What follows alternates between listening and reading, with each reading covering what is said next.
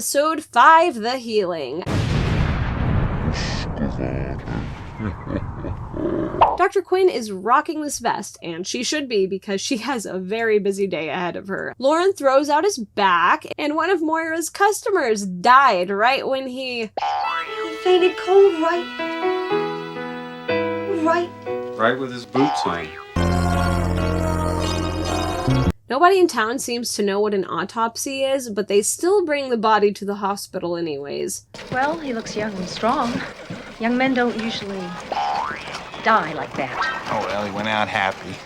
Lauren discloses to Jake that he has a hernia, and he prescribes a corset? Anybody ever die from this?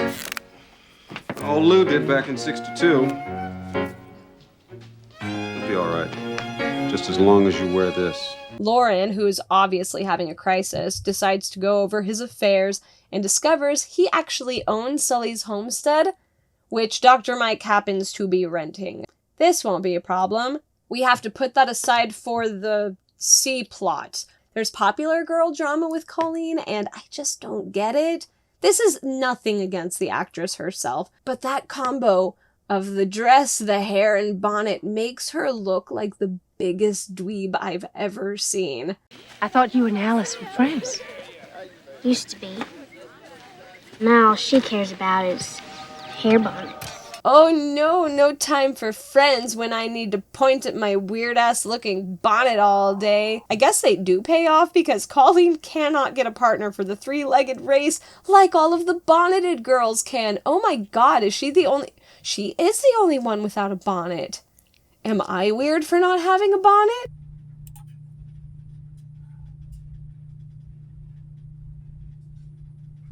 We ain't got nobody.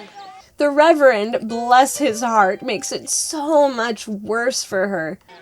Would you be my partner? Then why don't you help me judge? Where's Sully? He's visiting his wife's grave. Again? To honor his daughter's passing, Lauren tells her surviving husband that his homestead is on his land. Screw you. I just found the deed. She never put Abigail's name on it. He could just be pissy because of the anniversary. Oh, what you doing? What you doing? He could just be pissy because of the anniversary and because his hernia is getting worse. Desperate for help, he finally tells Dr. Mike about it. Don't you go touching me. Or perhaps you can describe it to me. A lump. Well, I ain't measured it. Before they can get to the awkwardness of the examination, Sully tells Dr. Mike about the land ownership debacle. Lauren needs surgery, so Dr. Mike puts the drama to the side to care for her patient. I won't have you messing with my innards. Could become strangulated. What's that? Well, that's when the muscle clamps down, cutting off blood to the bowel. Could lead to gangrene, even death.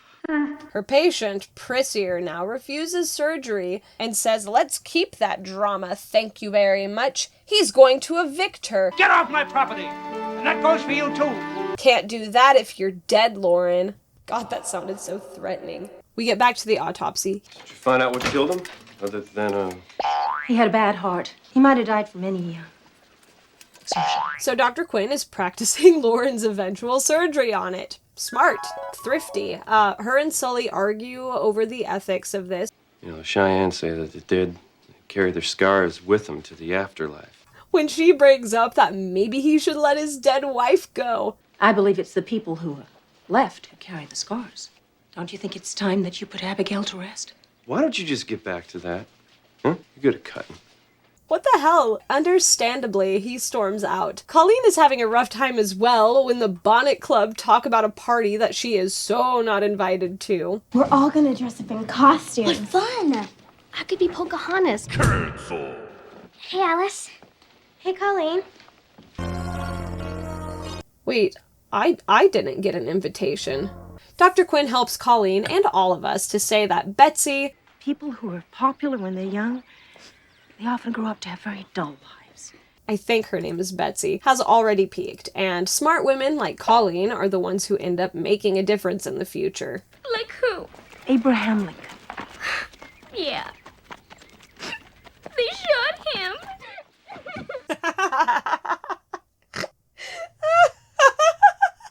To deal with the pain, Lauren is getting drunk and sloppy. More grievances against Sully spill out before he starts to get violent.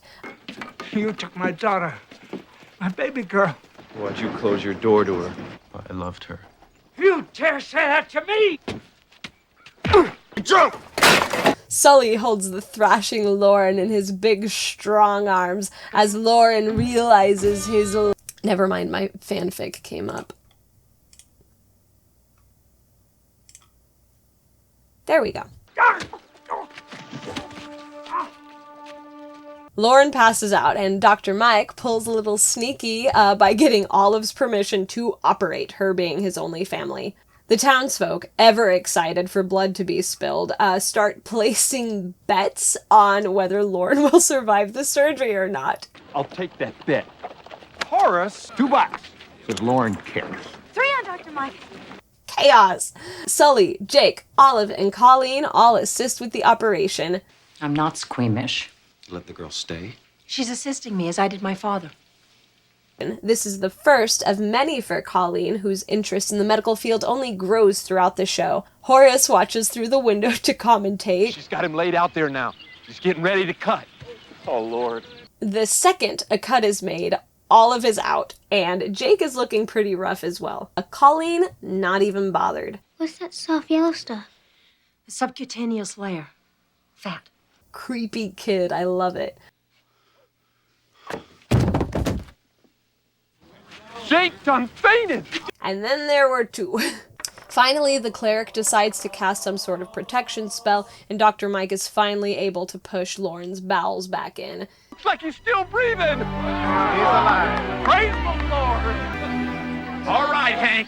Pay up. She's invited to the Bonnet Brigade dweeb party, except not. Why'd you invite her? My aunt made me. We all knew Dr. Mike would tattle on her, which is probably the worst thing for your social life. This didn't seem to be necessary. The other girls do show genuine interest in the gory details of the surgery. My aunt said you were standing there for the whole operation. Did you really see his insides? She'll be a doctor too. They actually really look like they think Colleen's cool. After a heartfelt moment between Dr. Quinn and Miss Olive, He's all I got. And if you don't make it, I'm grateful to you for trying to save him. We got our differences, but I respect you. Lauren finally wakes up, and he is pissed. You cut me open? She didn't have no choice. You were dying. You want to kill me? You ain't got that land. You bring me that deed, Olive, so I can sign it over to you. Dude almost died, and he's still shouting about the land. He needs a blood transfusion, and Sully offers his. I'll do it. Since blood types weren't really a thing, and knowing what blood is compatible with what blood, it's practically a roll on the dice whether or not a blood transfusion will work or kill ya. It works. Lauren is probably the oldest guy in town, but I swear, when the show ends, he's still on the path to outlive all of them. His sourness has preserved him like a pickle. Not completely sour, as we find out. When a man's about to die, he tells the truth. We knew Lauren was going to let them stay in the house after all of this, so I'm just going to skip the unnecessary sadness because they milk it. Lauren grumpily gives Sully the land back, and Sully waits till they're done packing to tell them the good news.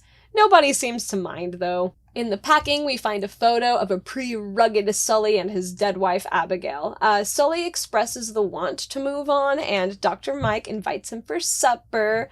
I think from here on out, this becomes a constant thing, these suppers. I just like to take notice of this because having a gentleman over that you're friendly with was very highly uncommon and very naughty. They don't even care. They're in love. You know they're in love. Most badass moment actually goes to Colleen in this episode, just because she lasted through the entire surgery, child and all. She's just like, you know what I like? I like cutting into people. How cool.